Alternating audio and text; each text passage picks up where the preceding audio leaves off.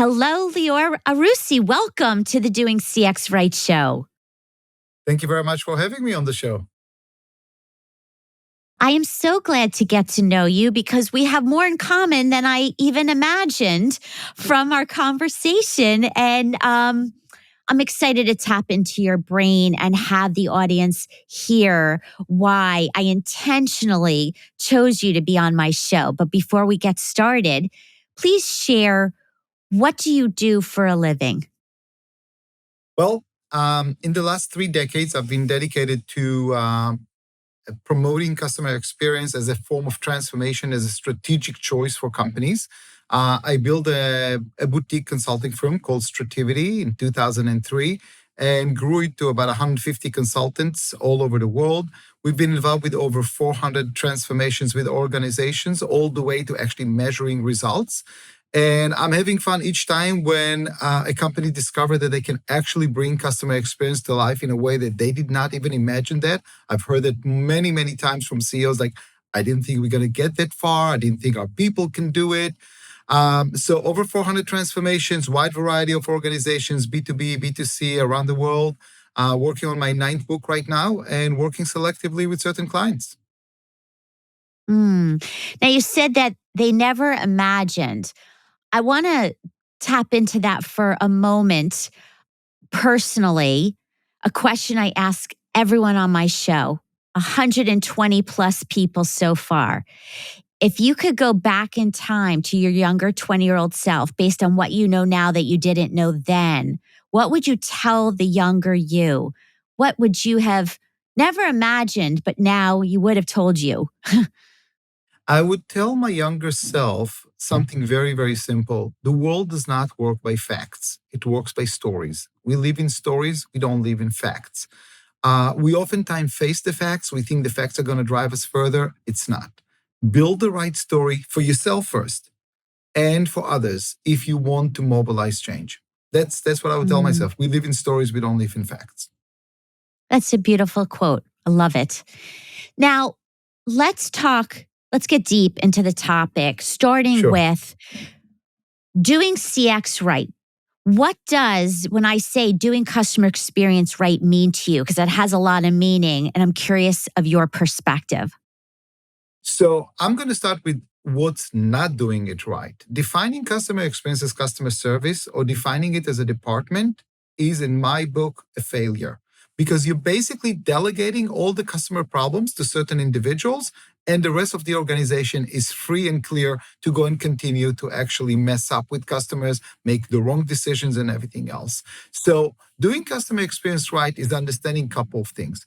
A, it is a financial decision. If you want to increase your profitability, if you want to increase your retention, do customer experience. If you don't know the financials, don't do it. It's not an end game. It's a vehicle to achieve superior financial results. That's the first thing. Second, everybody is doing customer experience, and we are as weak as the weakest link in the organization. So if the legal department will continue to write certain documents that are very threatening to customers, then it doesn't matter what the rest of the organization is doing because they're threatening customers.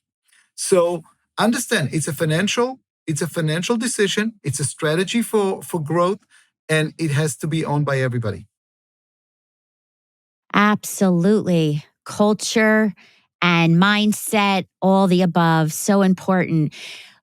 Now, the economics of CX, you are known for that phrase and that concept. Can you explain a bit more of what does that mean? And people listening, how do they apply the economics of CX? Excellent. So usually when a client comes to me and says, oh, we want to improve our customer experience. And I said, why? What's hurting? Did you not make your numbers? What happened? Well, customers are upset. Our customer satisfaction are not great. I said, again, what is the business problem? I understand that your NPS is not great. What is the business problem?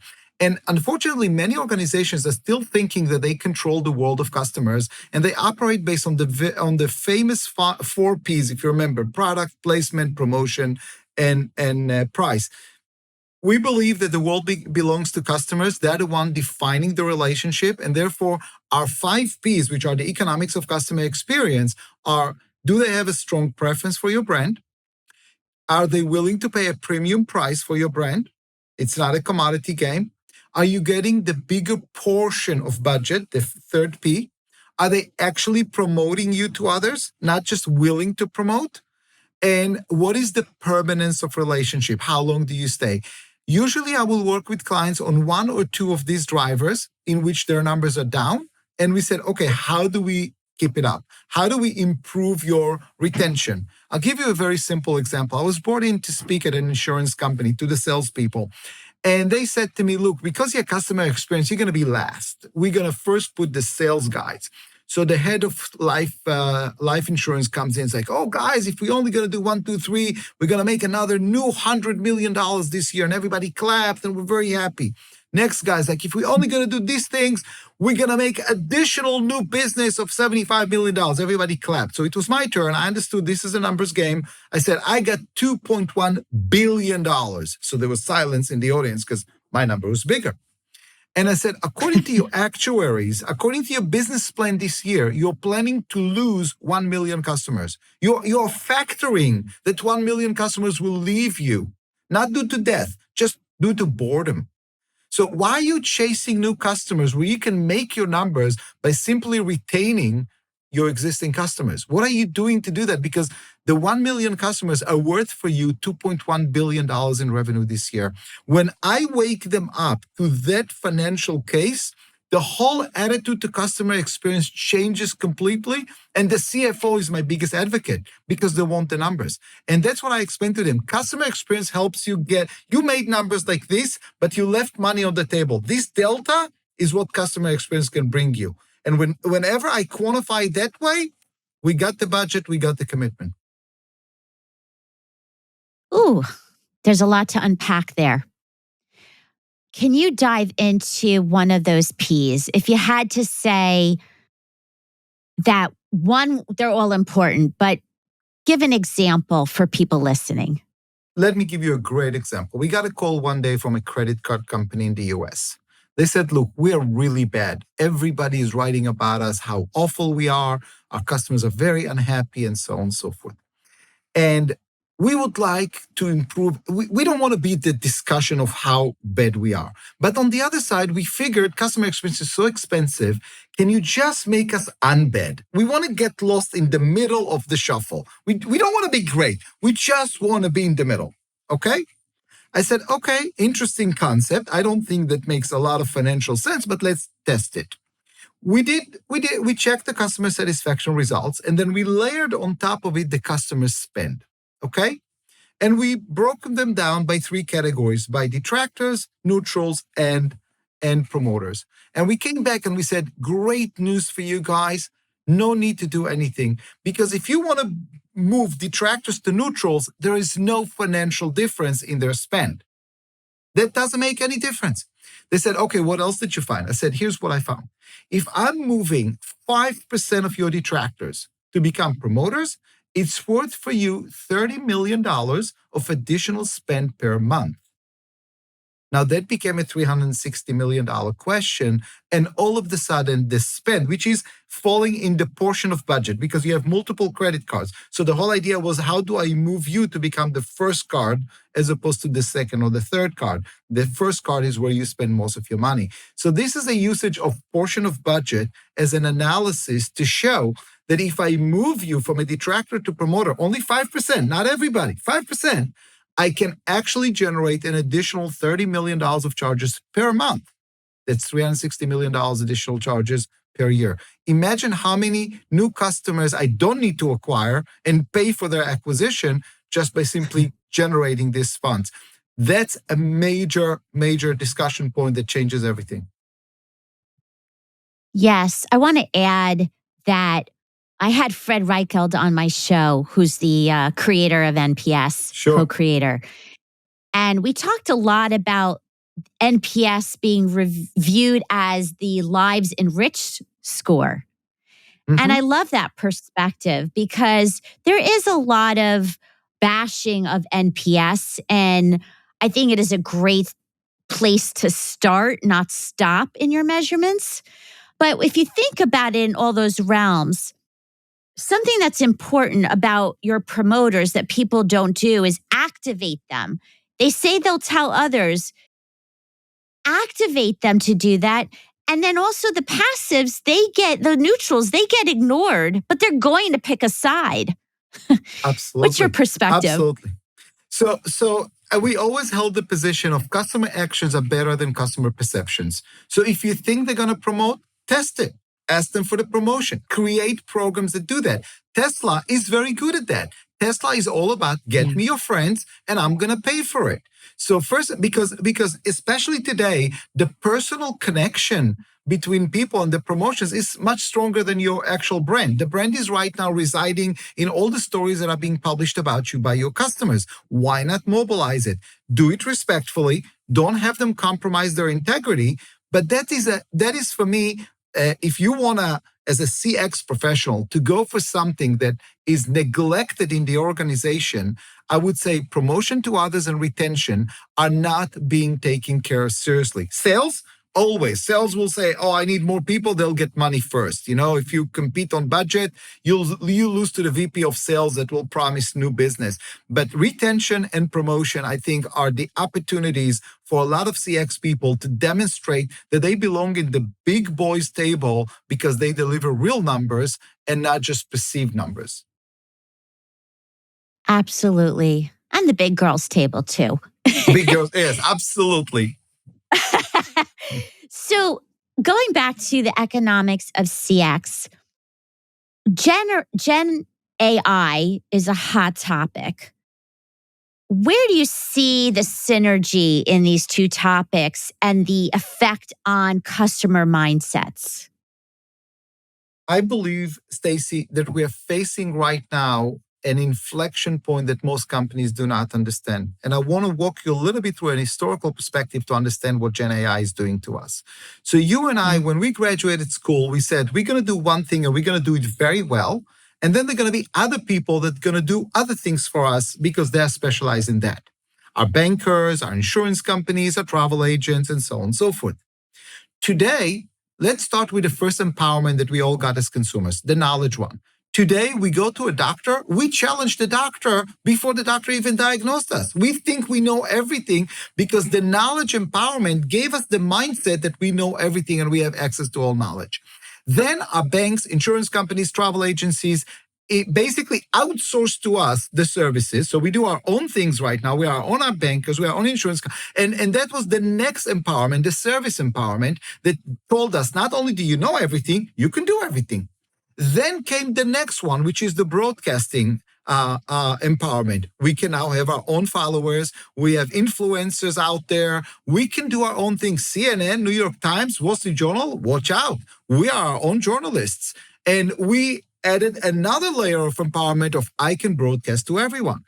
Then came the gig economy. Uber and Airbnb actually accelerated it. But just to understand, the gig economy is expected to be $1.8 trillion by 2030. Okay, so I don't need employers. I don't need regular offices. I can work wherever I want. I can do whatever I want. Then YOLO, you only live once. Do you know that 1 in 4 travelers today in the world is single travelers? They're not willing to wait for anyone, not the loved one, they're not waiting. Low-cost airlines are accelerating the go wherever you want, whenever you want. So layer by layer, we have educated our consumers that they can do anything they want. They don't need traditional authorities, and brands is a traditional authority. Come Gen AI and changes now everything. Because now we are outsourcing or empowering the consumer with the creativity. You can be your own artist. You can be your own author. I'll give you a very simple example, Stacy. In America, especially, we all experienced that. A couple of years ago, Coca-Cola installed those freestyle machines. Now you can make your own drinks the way you want it, right? If you think about the mindset change here, since 1886, when Coca-Cola was patented, they claimed that they have a formula for our happiness. And the formula was in the form of a bottle with a dark liquid in it. We only drink it, we'll be happy. Now with the freestyle machine, what is Coca-Cola doing? Coca-Cola is saying, no, Lior, you are the formula. You want 12% Sprite and 30% Fanta and the rest of it Dr. Pepper? Knock yourself out. I know it's disgusting, but it's your formula. I mean, that's the reality. Think about it. So, from a mindset standpoint, they've delegated to us the power to create our own formulas. What I'm basically claiming is layer by layer of empowerment. And with Gen AI empowering us on creativity, we're basically reaching the point that the customer does not need authorities anymore, does not trust them. I believe that we are facing the fourth generation of customer value creation when the customer is the one and only. They are not a segment. They are not a group. They are the one and only. I know everything. You want to work with me? I am the brand. You need to learn how to serve me as a brand. I'm not buying your brand. You're buying my brand. It's a complete change of power of relationship. Yeah. And it will require organizations to rethink how they create value, how they connect with that brand called customer, and what will be their value proposition moving forward. Great example. And obviously, personalization is what we are commanding as humans. So the soda is a perfect example. Yeah. There was actually, if you want another, Stacy, another interesting quick example. So in early April, in early last April, a contemporary artist by the name of Damien Hirst out of the UK published that for the next 10 days, he is putting a plan out there where you can use spin art to create your art, but then he'll produce it and sign it. And the world thought that this was the most insane idea. $20 million he made out of it. When people basically collaborated with him, it was their creativity, his production, and his signature, and he sold this art back to the same creators that actually created it. Insane, but a test. Yeah. Oh, so good. Let's talk about the yes code. Sure. Can you explain how people listening can leverage it to build customer loyalty and the economic value we've been speaking of? Correct. So the yes code is probably the most frightening statement that I use in my presentation because I said the definition of customer experience is the answer is yes. What's the question? And eventually, immediately, it's like, no, you can't say answer to everyone. I said, with two qualification, it's legal and it's profitable. But today's customer, the one and only, is not looking to hear about your process, about your procedure, about your policies, about your limitations. They don't care. When they come to you, they're looking for the path to yes. Again, as long as it's legal and it's profitable. And the question is, do you know how to navigate the path to yes? Can you create that yes for them? If not, they'll find the yes somewhere else. Make no mistake. The best definition is not love them, empathize. The answer is yes. What's the question? When you move employees to start thinking that way, it changes everything. This is one of the models that we use in our transformation work. And it doesn't mean that the answer is yes immediately. It doesn't mean that the answer is yes when you lose money. But it means that our approach and our attitude is we need to create a path to yes to this customer, for this customer, whatever she wants, the way she wants it. This is our job. Our job is to find the path to yes. It's beyond empathy. It's beyond being cute and nice and smiling. It is we are value creators and we are here to create value for the yes that she's looking for. Again, as long as it's profitable and it's legal. All right, now let's go to the yes and a challenge here. We know that all the companies I've worked for, and I'm sure maybe you've been with or worked with, is they have silos, organizational silos. So different departments are saying yes. The problem is they're saying yes to a different part of the equation. Example is some departments are focusing on the yeses to save money. Other departments are saying yes to grow and spend. So they have different goals. And the customer feels it, depending who they're Absolutely. talking to, right? Absolutely. So how does this methodology and this concept of the one and only customer and we're in business for economic value, what do you do when these silos exist? Okay. So let's start with the fact that silos exist because they exist with different KPIs. And that is the CEO's Mhm. responsibility. If your Mhm. KPI is very clear to everyone, then everyone can drive it. If you're running people with different KPIs, you're going to get a mess. I'm going to give you a great example.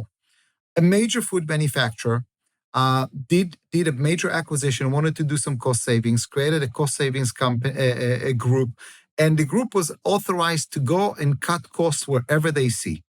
They came to one of their cookies line, and they decided that the ingredients used are too expensive, and they're going to replace the ingredients. And according to them, it's not going to make any difference to the taste, and therefore, and they went over the product managers, over the managers of the brand. They have that authority. The day the new product reached out the shelves, sales were dropped by 40%, 40. Why? The original products did not have any dairy. Now they incorporated dairy-related products, and they lost a key niche of people who are allergic to dairy products. That is an example, for silo stupidity. And we see Mm. plenty of them. Silo stupidity, where people are saying, I do my part, I don't care the rest. Part of why the transformation works is because the customer is the ultimate reason why we're here. If you're not serving and creating value to customers, that's why I don't call it customer experience. I call it value creation. You're here to create value. Is your legal statement creating value? Is your financial statement creating value? Is your product creating value? Is your operation creating value? That's where you need to align them all. But we have seen a lot of those conflicting situations. It starts with KPIs. It starts with a CEO who doesn't know what really are the priorities of the organizations, and they are confusing them. People will ultimately follow those KPIs. Yeah. Yeah. I tell you, a pet peeve of mine is as a customer, I'll go and buy something online and then return it at the store, and the store will say, sorry, I can't take it back. And I Mhm. said, I have to go ship it back online. And I'm like, aren't you the same company? And they said, sorry, we just can't take it. That's the online team. And it makes me crazy because they're not designing the experience for value for the customer and making it easy. So, Pet Stacy, peeve. but I'm going to build on it. We had the privilege of working with Walmart.com. Okay. We did a major study for them. And the issue that we identified is exactly what you're talking about. There were two silos, and the stores were not talking to the others. Today, if you go to Walmart, you have an easy pickup online. You pick up and the orange entrance and all this type of things. Walmart didn't do it because they love customers better than others. Walmart did it ultimately because we made the financial case of how much money they're losing by doing that. Okay? Uh, Again, it boils down to the financials. What they don't see is how does it affect how does it affect me financially? So when they don't understand it, people are gravitating to what I call small KPIs as opposed to big KPIs. Yeah. Growth Yeah. Yeah. and market share and whatever, as opposed to I did my part, I don't care about the rest. People don't know how to show the financials. In other words, there's managers in companies that need to put a case together to bring to their Mhm. executives to say, we need to invest in CX.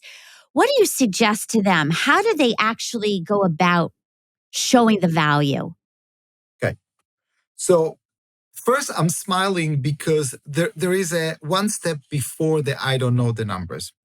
Because if Yeah. you are a CX professional and you got your 15 minutes of fame in front of the executive team of your company, and you present the case and you brought the Ritz-Carlton example and the Disney example and whatever Starbucks example, this is your first mistake. Your executives are listening to this and are saying, yeah, they were born that way. We're a bearing company, we're a widget company. We don't know how to do that. So stop using all these examples from companies who were born that way. It doesn't help your executives. That's the first thing.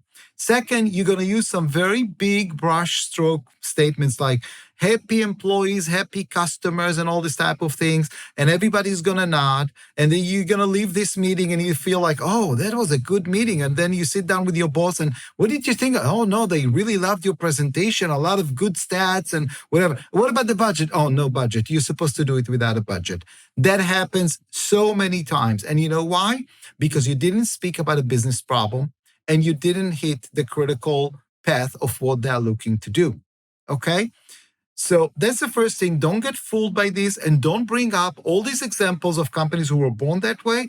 My experience is they only make people feel like this does not belong to us. I guess it's one of those things that you're either born that way or you don't. Show them examples of companies who started as widgets and actually managed to transform. That's the hard part. And if you find those case studies, and by the way, you'll find some on my website, in my books, these are the ones that's going to resonate with them because they need to know that there is a chance for this transformation to actually succeed. Otherwise, the CEO is not going to bet on you. Now comes the financials. It's very, very simple. Start with your cost of customer acquisitions. Take a look at what happened to your customer acquisition cost in the last 3 years. Did it go up? You're probably not excelling in customer experience. What about your customer retention? What is the average time that customers are staying with you? If they're dropping earlier, then you've got a problem. So identify the financial areas where the company is currently hemorrhaging customers and bring that as a case of something you want to work on. Connect yourself to the real numbers. Be the best friend of finance and work with them on, let's take a look at the spend of my detractors versus my promoters. What is the gap? Because if the promoters are spending that much and the detractors are spending that much, I'm leaving some money on the table. Maybe if I improve the detractors' experience, I'm going to capture this. Let's do a test. Let's do a test in one state. Let's do a test in one store. Let's do a test with one customer segment. But be real about measuring the real numbers. That is true economics of CX. And it's so simple. So thank you for really dumbing it down because people are stuck. And it's a great topic. Well, as we're at the end, my last questions, the best leadership advice that you have received or maybe given, because we know that there's no customer without great leaders rallying the teams. So what's your answer to the best advice leadership? I'm going to give you a small story that will do that.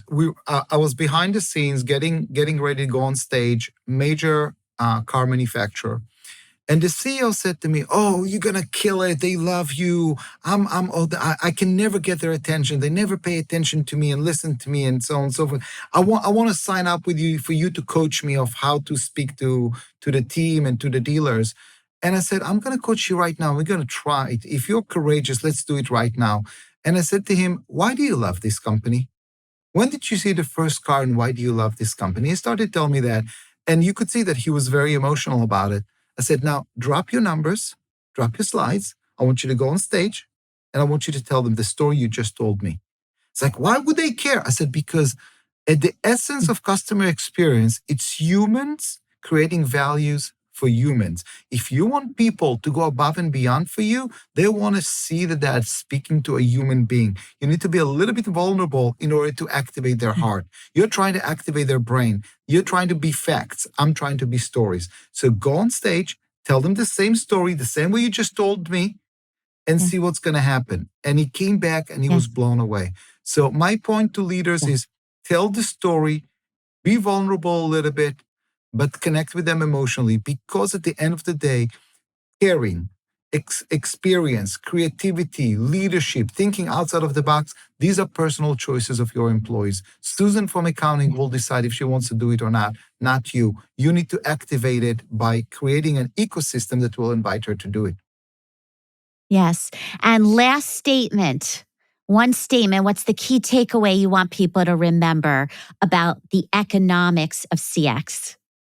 CX is a strategy for growth and maximizing your results.